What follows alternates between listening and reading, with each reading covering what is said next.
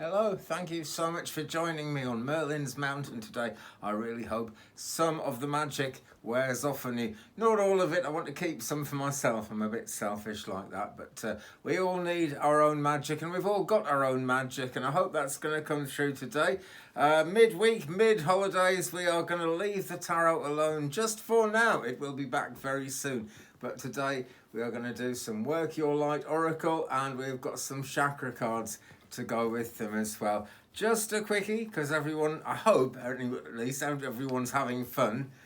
You never know, really. It hasn't been a totally fun holiday for at least two very good friends of mine who've had some rather kind of difficult things going on, shall we say, to say the least.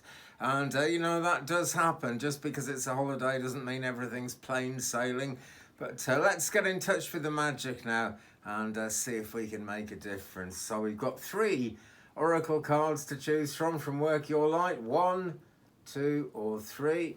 And then we've got 3 chakra cards to go with them as well. There'll be one for each. So you can pick up to 6 cards if you like, or you could just see it as a 3-carder really and take the other one for an explanation. Trust your inner psychic. That is very much where it's at. So card number 1, assuming you've already picked, we have Deep Replenishment, Retreat, Rest and Be Held. There it is, Retreat, Rest and Be Held. The artwork on these cards is absolutely stunning. Doesn't always come out well on camera, but this one seems to. And here's this lady. She's not exactly resting, is she? She's standing up, but that's sort of what you've got to do. That's all part of the whole idea of being on retreat, being in a state of rest and just letting the universe hold you. The point is you've got to go on being yourself while that happens. And, that's very poignant thing to say about the holidays, really, because here we all are taking a rest at the end of the year, at the turning of the year, just as the light starts to come in after the solstice. And yet we're still ourselves, We've got our concerns, we've got things to think about in the weeks ahead when the world starts up again and everything gets moving. And it's a cycle. There is the crescent moon in the corner there, and the moon's something like 20% full today as I'm doing this video, and she's in Pisces as well, for those who like that kind of thing. And so, the cycle is going to continue. That's the nature of life. That everything is a cycle, really. Even our whole lives. Think of your whole life itself, the whole experience. It's all part of a cycle. And to make the most of that cycle, sometimes we do need to rest. And we might be resting at the moment, but I wonder how many of us have actually gone into that beautiful state of retreat and just, letting the universe have your back, because the universe always has your back. Just let that be the main thing, really. And if you pick this card, that is certainly a reminder of that for you. Very beautiful scene, some lovely healing colours around here. And this reminds us actually that underneath all the craziness of life, there is some really good stuff going on. Because the universe doesn't just sit there, it's active. It's always trying to bring itself into balance. And that's what makes the difference. Just like the physical weather, whatever the weather's like where you are. And if you're in part of the USA that's going through really, really bad weather at the moment, then believe me, friends, you are in my prayers. You really are, because I know it's not great for a whole lot of people out there. But again, it's a cycle. It'll bring you out somewhere. It might not bring you out where you thought you wanted to be, but it'll bring you out in a place where you can do something about it. So for the moment, retreat, rest and be held, and just meditate on that idea of deep replenishment, which is what this card is all about. So let's take chakra card number 1 and see where we are going with that. Number 30, the I Am Presence, and this is a crown chakra card, which we know by the silvery, beautiful border there. Again, some wonderful colours, but these colours are a bit sort of darker, and they're more related actually to the world we live in. And even though that seems to be on the other end of the scale from the spiritual realms, This reminds us that it is actually all part of the same thing. And when we open our crown chakra, that divine wisdom, that divine energy will actually come in and will actually make a difference. You know, we ask for things to happen, we pray for things to happen, and we sort of meditate and we try to be the best people we can most of the time. I know I'm guilty of not always doing that, but most of the time we are really trying to be in ourselves the way we were actually made to be and the way we were actually meant to be. But to call in that I am presence, I am says it all. You know, it is actually a part of you, but it brings something in, something of the magic of the universe comes in. So there you go, something to meditate on there in quite a big way, actually. Deep replenishment and the I am presence. Open that crown chakra if you drew that card.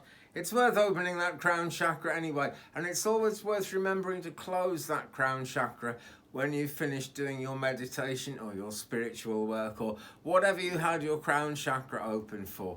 Visualize that 1,000-petal lotus flower just closing down one petal at a time, just like putting a cloth over a crystal ball when you're not using it. It keeps the dust off the crystal ball, but essentially it's an affirmation that you want to keep the energy in the ball until the next time you want to use it. Let your head be that crystal ball. Card number 2. All right, this is a slightly concerning at first glance, but I'm sure there's more to it than this. This is no, and it says wait, postpone, pause, and say no. Because look, lightning, bolts of lightning, and presumably thunder, which they can't paint thunder on a card. It can't be done, but there must be some thunder going on there. And that's ahead, you know, it's not going to be an easy path ahead. But what do thunderstorms do? They move away. Of course, you know, you count the time between the thunder and the lightning. If that time is getting shorter and shorter, then the storm is getting closer. If that time is getting longer and longer each time, then you know the storm is going away, and the storm will most definitely pass, will most definitely go away. So this isn't a really negative no. This isn't saying, you know, everything ahead is hell and terrible. It just means wait, postpone, pause, like it says. Say no, but say no just for now, you know. Just for today, say no. Nothing wrong with that. Nothing really negative about that. Of course, no is a negative word, but, you know, life gets pretty negative, a lot more negative if you don't say no sometimes. So that's worth hanging on to. And a chakra card to go with that one, number 35, and we have soul healing. And we're actually in the solar plexus chakra with this colour. This is all about kind of personal power. That's what lives in the solar plexus chakra. And here the character is holding up this great sort of huge ball of fire in her hand. And she's meditating on it, but she's kind of looking forward at the camera as well, you know. She's looking out on the world. That's the main thing. And by doing that, she's channeling all that energy she's got in her solar plexus chakra.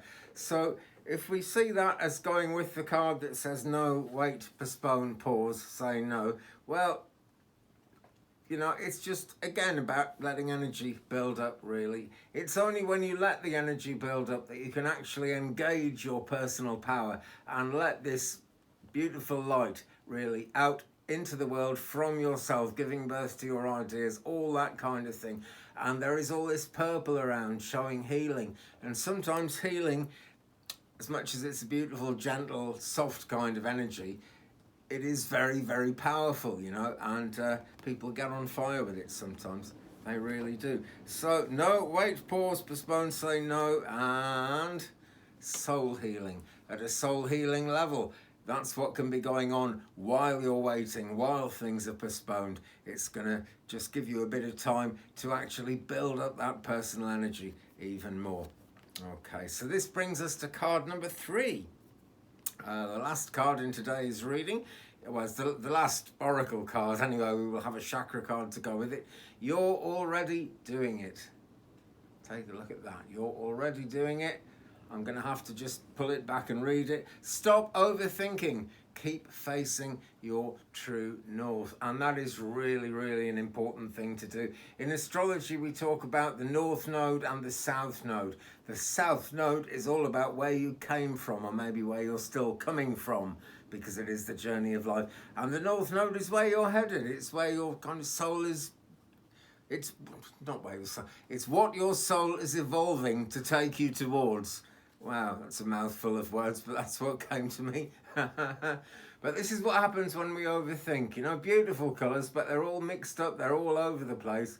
And the character is slightly outside of the melee, and that is the place to take yourself, really. And you get there by just cutting down on that overthinking, you know. We think so much all the time, you know. The mind never stops thinking. It's one of the joys of meditation, really, is that you get a chance to stop that internal dialogue, which is also an eternal dialogue, which I nearly said. And so what to do then? Well, the chakra card for this one, number 28, visualization. And we are in the third eye, we are in the forehead chakra here. And we need to remember, of course, that the third eye looks within and it communicates with the pituitary gland right in the heart of the brain. And that is what gets pituitary gland, I'm far too biological with that. The pineal gland that looks like a pine cone, that's what it communicates with. And of course, a lot of us are concerned about fluoride in water and toothpaste and stuff that can calcify that pineal gland. So that's worth thinking about if you drew this card. But it is visualization, you know, and it's visualization that really allows you to kind of drive your desires really forward using the universal knowledge to make things happen. So you're already doing it. Okay, this is the thing. If you overthink a thing, you end up thinking, well, you know, maybe I'm already doing something, but I'm not doing what I should be doing. And that's never really the case. It takes some strong visualization to understand that, really, to make sense of it. But at the same time, you know, it's very interesting that I could talk for hours, and I won't, but I could talk for hours about overthinking things. Like when I first started functioning as a medium about maybe 15 years ago now, things would happen, you know, and I would just find myself in the right place at the right time for things, and I would think, right, so, you know, what should I be doing with this? And of course, that has always just unfolded. It's always got me where I needed to be at the end of the day, at the end of whatever process was going on. For example, this YouTube channel is a very small channel, and I always hoped it would grow, but it hasn't. The important thing is, though, that everyone who's meant to see these videos, anyone who's kind of meant to hear what I'm saying, comes in and hears it. That's all that really matters. And I can think myself into a tight corner worrying about videos and views and how many videos to make a week and how long should they be and this and that.